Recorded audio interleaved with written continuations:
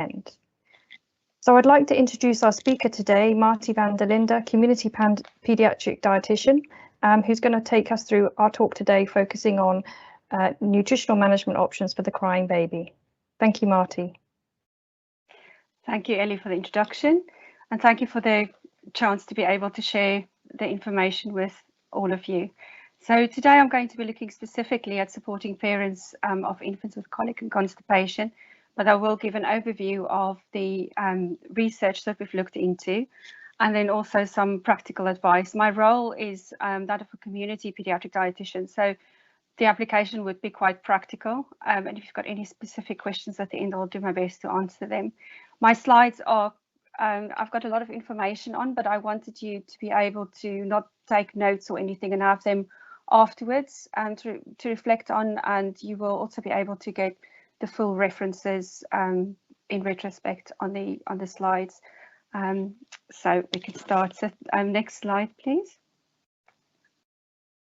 So firstly, talking about functional gastrointestinal disorders, the three most common ones are infantile regurgitation, and the worldwide incidence is about 30% in infants.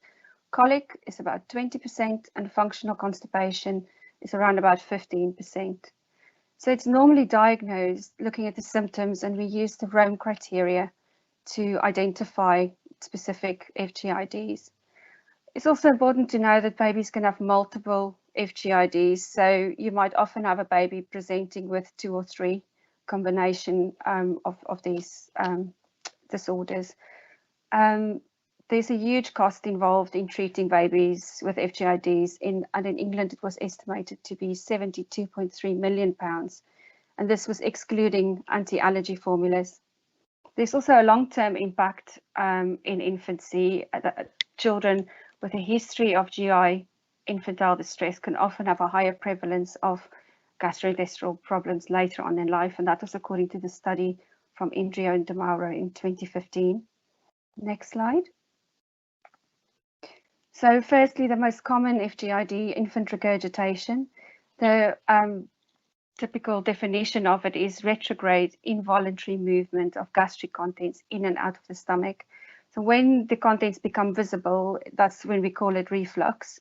So the child can have regurgitation without any visible reflux. The diagnostic criteria for well babies from 3 weeks to a year old involves regurgitation 2 or more times a day for more than 3 weeks. And also it has to include no retching, hematemesis, aspiration, apnea, no failure to thrive, or swallowing difficulties or abnormal posturing, because these will obviously indicate other factors. The typical age, it can happen at any age, but it tends to peak around 4 months old, and from 6 months onwards it tends to taper down, and it becomes gradually less until about a year to 15 months old. Next slide, please. So treating regurgitation, there's normally a spontaneous improvement as the gastrointestinal tract matures over time.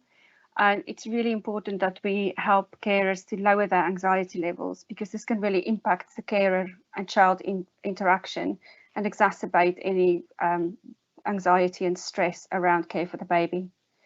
It's also important to listen to parents and to try and find the stresses for them, so specific physical and emotional distress and causes of that, and trying to develop strategies with them and implement things to either reduce or eliminate these factors. So normally medical interventions are not required. It can be useful to use thickened feeds, anti-regurgitation or anti-reflux formulas. And a very important factor is effective parental reassurance and education. So factors that may improve the situation as far as the parents are concerned is lifestyle changes, like adjusting the feeding regimen. So if you've got a baby with a lot of regurgitation, you may spread out the feeds more or give more frequent, smaller volumes to help the baby to keep it down. Of course, we talked about the thickened feeds, and then positioning of the baby during feeding and after feeding, avoiding environmental smoke exposure, and also things like teaching parents good techniques with winding when they feed the baby. Next slide, please. So the colic diagnosis criteria from the Rome guidance is recurrent and prolonged periods of crying, fussing or irritability without any obvious cause, and it's not resolvable and or preventable by the caregivers. There's no evidence of failure to strive, fever or illness, and the child will be under 5 months at the onset and resolution of symptoms. So in previous years, people used to use the Vessel's rule of 3, which was crying for more than 3 hours a day, for more than 3 days a week, for more than 3 weeks consecutively. And this caused a lot of confusion, and carers sometimes perceive the times different. And if there's more than one carer involved in a child's care, it becomes difficult. So the Rome criteria is what we use now. Next slide, please. So presentation of colic. It's often prolonged crying in the afternoon and into the evening. It tends to be more frequent in the first 6 weeks, and prevalence can go up to 25%. The onset is normally around about in the 2nd week and will often resolve in 3 to 4 months old. When a baby is being prem, it tends to be resolving more in 3 to 4 months after term. So it affects breastfed and formula-fed babies. And it's not very clear what the cause is, but it's most likely to be multifactorial. That combines psychological, behavioral, and biological components. The biological aspects focuses on allergy, gut microflora, and gut dysmotility. Next slide, please. So in the diagnosis of a child with colic, it's really important that we look at the history and carefully listen to parents, go through the behavior of the child, the specific symptoms, the timing of the crying, also going through exactly what they've put in place, what they are already doing, and how they have modified the feeding of the child and other factors, everything that they've implemented to give you a real holistic picture of the child's care and feeding and symptoms. It's important to look at additional red flags, as these would indicate further investigations, things like apneic episodes, cyanosis, respiratory distress, vomiting, or bloody stools. It's important to keep in mind the other conditions that we should be considering, like cow's milk protein allergy or gastroesophageal reflux, and just consider those as well. For parents coming to clinic, it's crucial that they bring the red book, or that you've got a really good history of the child's growth and weight gain, because we need to identify if there's any faltering growth, which would again require further investigations. With colic, we wouldn't be expecting to see any faltering growth. As healthcare professionals, we're often worried about missing important factors and worrying about not noticing something that is serious. So there was a study done by Friedman in 2009 that looked at children that presented to a hospital over a period of 1 year without having any fever, presenting with crying, irritability, colic, screaming, or fussiness. And over that year, only about 5% of the children had a serious underlying condition. And I think even though we have to look out for the red flags, it is reassuring that it's only 5% of children that would have a serious problem. So causes, discussing the causes of colic. One of the first issues is often people would mention lactose intolerance. So this can be caused by a relative lactase deficiency. The hypothesis around it is carbohydrate malabsorption that causes colonic fermentation of the sugars, and this increases hydrogen gas in the lower bowel, which distends the colon and causes pain. So this can then cause osmotic pressures that's generated by the lactose and lactic acid in the colon and causes influx of water, and again distends the bowel further. So the research studies evaluating the degree of hydrogen in the breath of colicky infants have produced inconsistent results, but some studies have reported increases in hydrogen in breath, like Hyams, Miller, and Moore. Next slide. So there's also the immunological model. The hypothesis here is that allergens, for example, cow's milk proteins in breast milk or formula, can cause an allergic reaction, and also intact proteins from the mother's diet that can cross over into the breast milk and then cause an allergic response in the child. So looking at the research, 25% of infants with moderate to severe symptoms can be cow's milk protein dependent colic, and this can improve after a hypoallergenic diet. Dietary changes would normally be made, eliminating cow's milk protein in a suspected child with cow's milk protein intolerance. So we would work out whether the child is likely to have this by looking at a positive family history of allergy, atopic diseases, immune disorders, and also if the onset is when they're older than a month. And colic in these children are associated with other GI symptoms like reflux, vomiting, or diarrhea, so not just colic per se. Next slide, please. So looking at further reasons, the microbiome, recently there's been growing evidence of intestinal microbiota in colicky infants being different from those in the healthy controls. The hypothesis is low lactobacilli and high coliform bacteria that affects gutter motor function and gas production, and this can cause colic. So the research is a study from Savino in 2010 that shows high levels of anaerobic bacteria like coliform and E. coli, and low levels of lactobacilli were present in children with colic.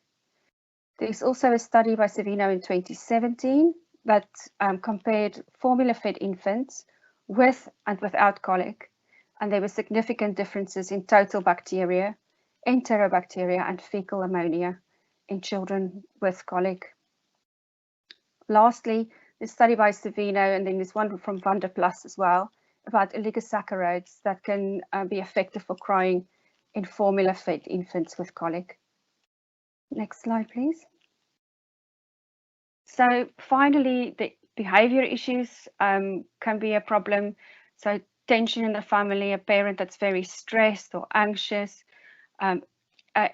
poor parent and infant interaction. So sometimes parents have got their own health issues, lack of sleep, maybe even, like domestic violence or domestic abuse going on in the family. It can be various factors that can impact on the stress. And if you think about a breastfed child, if a mother is very stressed that is breastfeeding, you could hypothesize that some of the stress hormones would reach the baby through breast milk, and it could also impact the child's behavior and experience. Maternal smoking, increased maternal age, and firstborn status are all also associated with the development of infantile colic. There was no association with feeding methods, i.e. breastfeeding or formula feeding. Next slide. So when parents come to us, they've often tried loads of different therapies and things that have been recommended by other people. So discussing it with them, going through herbal supplements, these can often be things like fennel tea, chamomile tea, and even though it does show that it does reduce symptoms, there's often adverse effects of babies being more sleepy and having other problems. In general, there's lacking information about extraction and preparation of herbal products, and there's also not much of a standardization around dosage. If you think about preparing a herbal tea, it could be given at different strengths and in different dilutions, so it becomes very hard to advise on these doses. And of course, the source of the herbs could also have an effect. Sometimes sucrose solutions are used. This can also provide some symptom relief, but you do have the nutritional effects of the higher sugar content, and then also sometimes alcohol content in the preparations. Baby massage can be positive. There's a study done by Setinkaya that showed that there was a positive effect of massage with aromatherapy oils, but they didn't separate using the aromatherapy oils with the massage, so it's difficult to work out whether it was to do with aromatherapy or massage. There was also studies that showed effectiveness of aromatherapy massage with lavender oil specifically. In many cultures, swaddling is recommended and is traditionally used, but there is a known associated risk of developing hip dysplasia, overheating, or sudden infant death syndrome if placed in the prone position, and therefore we don't recommend it due to the increased risks to the baby. Chiropractic treatments are sometimes used. So again, a study by Ernst in 2009 that compared chiropractic treatment and a placebo treatment, which involved an infant being held by a nurse when they were crying, and there was no significant difference. Acupuncture was compared in a study from Linde in 2011, where they were comparing acupuncture with sham needle insertion, and there was no effect on symptoms, and this included feeding, bowel movement frequency, and sleep. Next slide, please. So looking at behavior modification, a systematic review looking at the modified parent and infant interaction led to significant reduction in symptoms. So maternal responsiveness improved, and time spent with the infants also made a big difference and resulted in increasing infant alertness. And they used contingent music to decrease symptoms and noted decreased symptoms. And this was a study by Hall and then also a study by Newham. So the contingent music was working with music were playing in the background, and when the child developed symptoms, they'd stop the music. So it was intermittent music. And so they found that children cried less to do with this alternating the playing music and stopping playing music. Entire family involvement is also useful. So the study from Salisbury there in 2012 showed significant impact. And if you think about it, if you've got a single carer involved with a child and it's a very stressful interaction, the carer becomes more stressed, so the child has got a more tense experience, and also the carer doesn't really get any time out or time away. So by diluting that experience with other members of the family or other carers involved can make a big difference to the child's experience, but also reduce the stress on the carer. Lastly, there was counselling for specific management techniques, which included car ride simulation, and this led to significant reductions in parental stress and anxiety, and that was also a study by Hall in 2009. Next slide, please. So looking at the NICE guidelines, this was done in 2017, talking to parents, reassuring them, telling them that it's common and making them aware that the child should be growing out of it by about 6 months, and there's no other FGIDs involved, that it doesn't indicate any risk or anything that they need to be scared or worried about the child's health. Providing information and support. There's a very good NHS leaflet that can be supplied, a British Medical Journal with best practice info leaflet, and support groups like Crisis, and then using the health professionals that are already involved in the child's care, like the nursery nurse, the health visitor, can be really useful. Soothing strategies, using white noise, holding the baby when they're crying, showing the parents a good winding technique, giving the baby a warm bath to help them relax.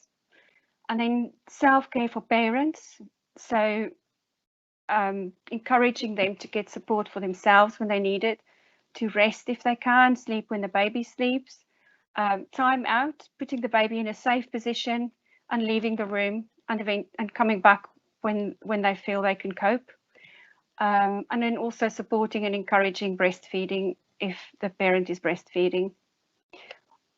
The NICE guidelines recommends not to be using the following few methods or substances due to lacking good evidence. So firstly, simethicone, which is Infocol, or lactase, which you can buy as co-leaf drops. Maternal diet modification if breastfeeding. Now again, this would be using your clinical judgment. So if you thought, in the previous slide, we were talking about taking a family history, looking at atopic dermatitis and things like that. So then you would be advising modification if the mum was breastfeeding. But in general colic, we don't recommend it. We don't recommend really changing the formula, probiotics or herbal supplements, and then manipulative strategies like spinal manipulation and cranial osteopathy. And if you think about the previous slide, those were all proven not to really have much of an effect. Next slide, please. So the impact of colic on parents and family. If a child is crying uncontrollably, the parent become more anxious and frustrated and become exhausted. And there was a study done by Vic et al. In 2011 that really showed the impact and how parents' mental health and stress levels deteriorated and really affected the quality of both the child and the parent's life. Stress, if you can't soothe your child, you start worrying whether you are competent and whether you're a good parent. And any of us know that if you have a baby that's crying a lot, you get a lot of advice from relatives and potentially welcome and unwelcome advice. And this all just builds up a picture of excess stress and anxiety and feeling criticized. There's also a study by Fujiwara that showed adversarial or alienated feelings towards a child that can't be soothed. And they found that this can lower the threshold for shaken baby syndrome and, of course, other forms of abuse. There's a big impact on sleep. Parents sometimes have to take time off work and they can lose earnings, which can all affect greatly the family life around this child. Next slide. So types of feeds that may improve the symptoms. There's a study by Savino that shows a partially hydrolyzed lower lactose whey-based formula containing oligosaccharides was used versus a standard formula with simethicone, which we now know is Infocol. It induced a reduction of crying episodes after 7 to 14 days when it was compared with the standard formula and simethicone. There was also a study done by Canabar that showed improvement of symptoms in children with colic following reduction of lactose load with lactase. So they pre-treated the formula to lower the lactase, and there was significantly lower breath hydrogen levels, and the crying time was significantly lower. Next slide, please. So if we look at constipation, this tends to be a symptom rather than a disease. And before we look at the diagnosis, I think it is important to get an idea about what is normal. So for babies in the first 4 weeks, average amount of dirty nappies or stools would be 4 per day. Around 1 year old, this reduces to about twice a day. And then by 4 years old, they start having an adult pattern, which is 3 times per day to 3 times per week, which you can see there's quite a big scope there for individual patterns.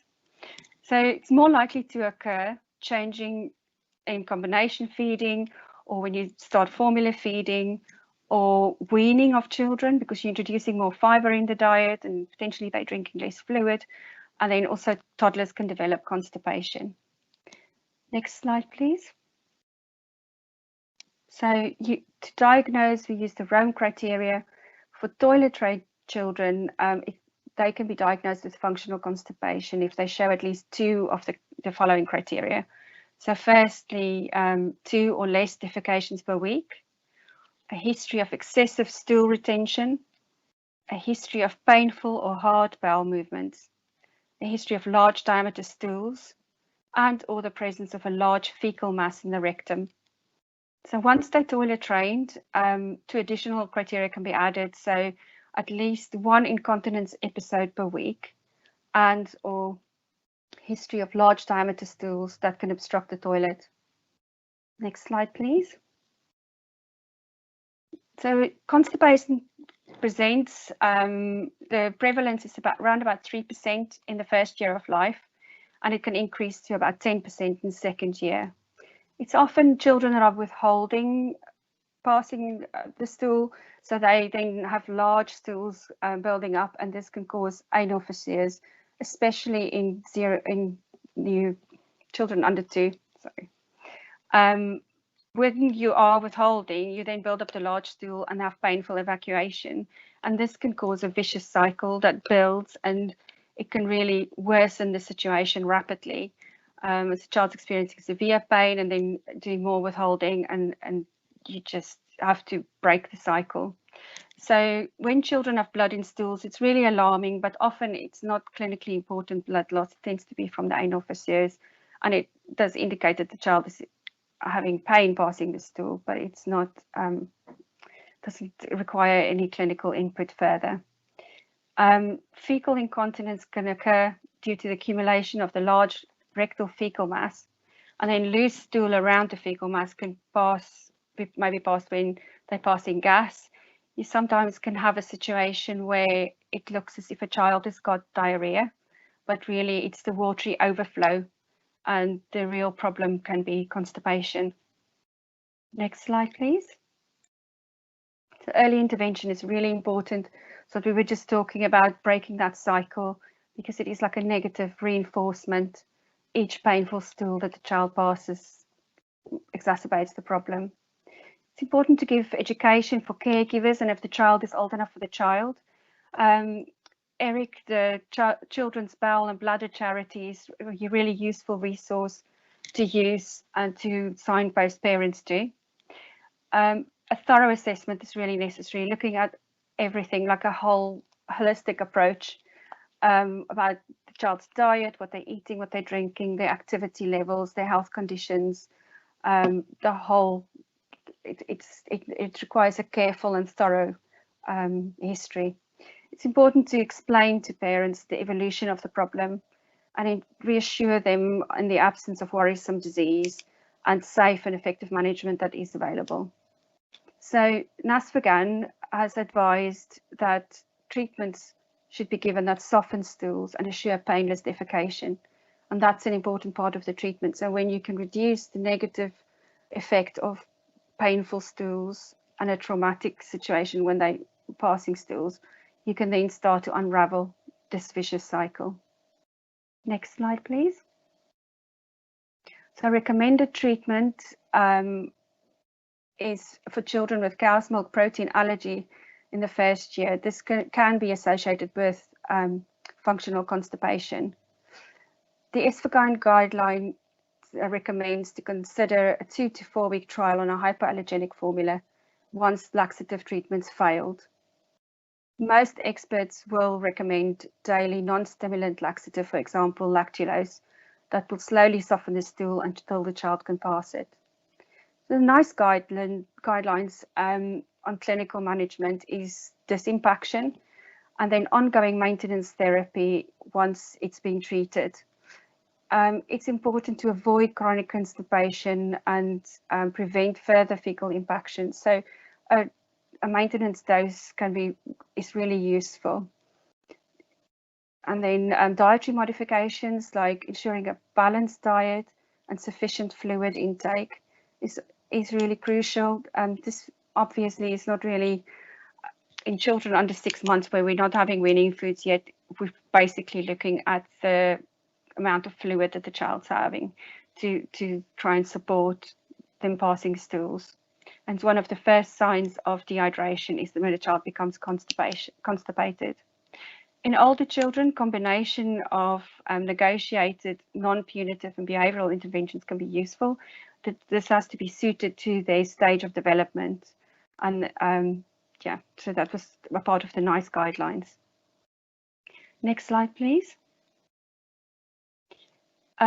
Total fluid requirement guidance. I think it's good to just have a bit of a frame of reference. So there is varying advice, but if you take a diet history or eating history from a child under 6 months, we ideally want around about 700 ml of fluid, and this equates to about 100 to 190 ml per kilo per day.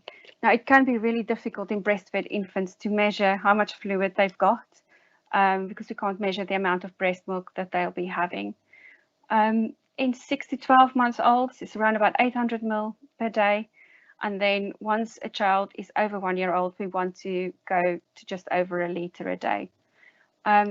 Because of the weaning foods and some wet foods being included in the diet, like things like custards and puddings and jellies and ice lollies and things like that, we would say to try and get about 900 ml from drinks, and the rest normally comes from the diet. So if they were having a soup or they were having cereal with milk on it, that would all contribute to the fluids. This total fluids, not just milk or water intake. And then 4 to 8 years old, about 1,200 ml from drinks, but overall fluids around about 1.5 liters or just over.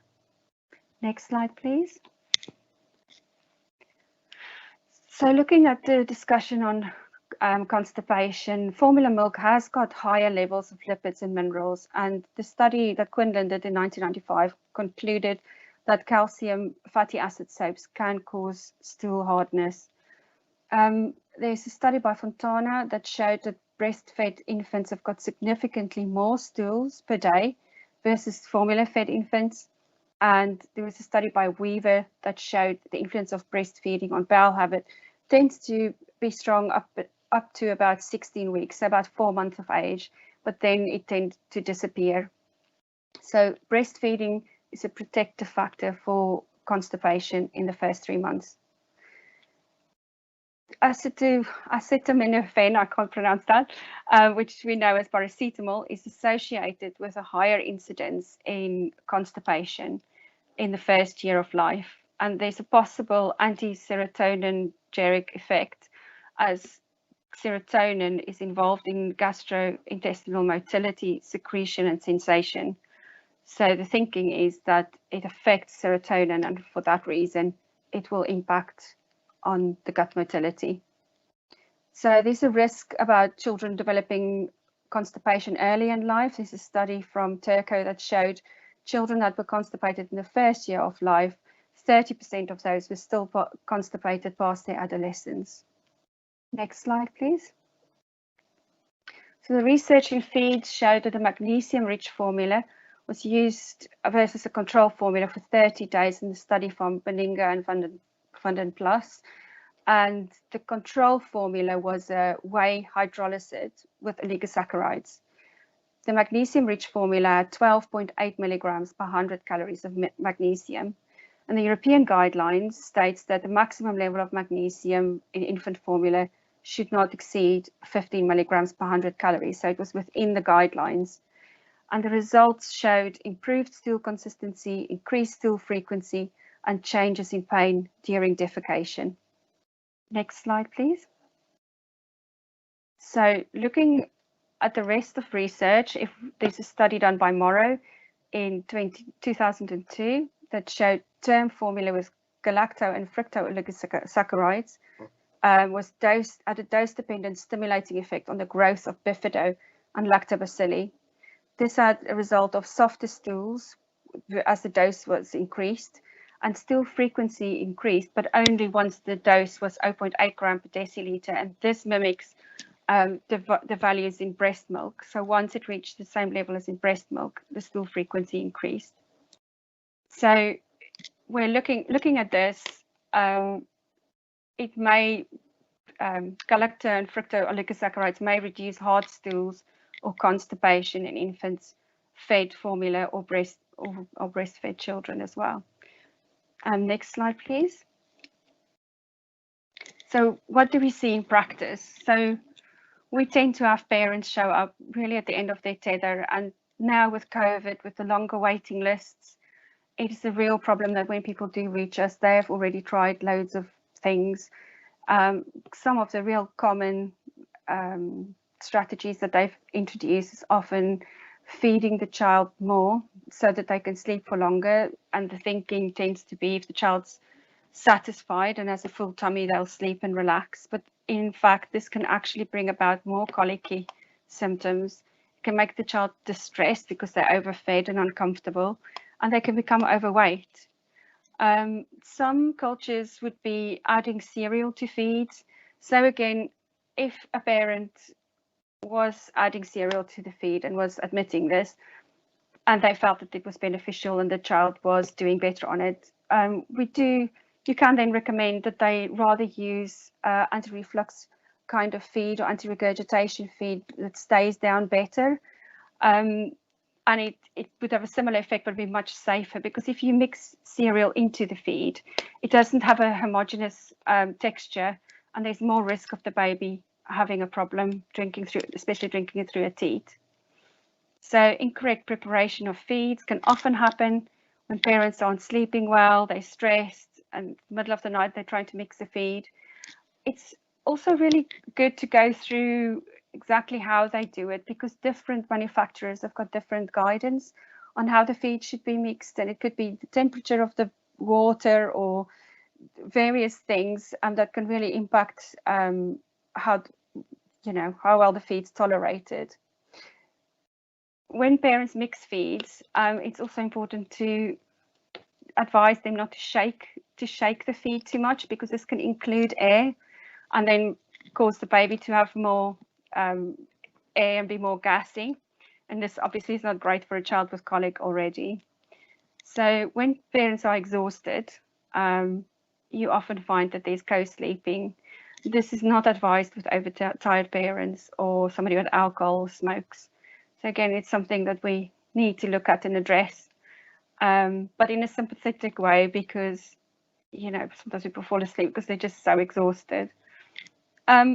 Sometimes they'll sleep on the sofa or fall asleep on the sofa with the child, which is risky and also not safe. And some parents with children with reflux will put the baby in the car seat and leave them in the car seat in the house, but to keep them upright. And this is also quite dangerous because it can affect the child's breathing, and children shouldn't really be in a car seat for longer than an hour when they're very little, up to 2 hours when they're a bit older.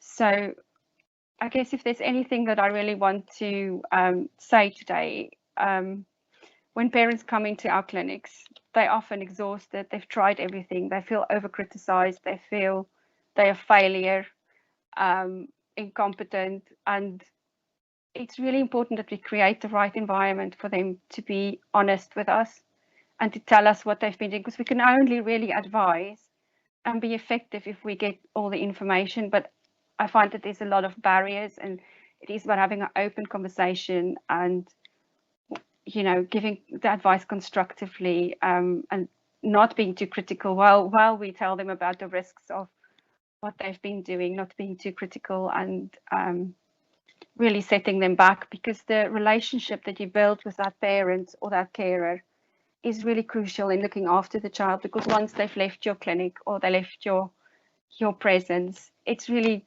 just the parent and the child, or just the carers and the child. If they've not taken everything on board, it won't have a positive effect. So I think our approach to parents are really important in this time, and being sympathetic and compassionate can help you build a really good rapport with the parent. Next slide. Thank you very much for listening to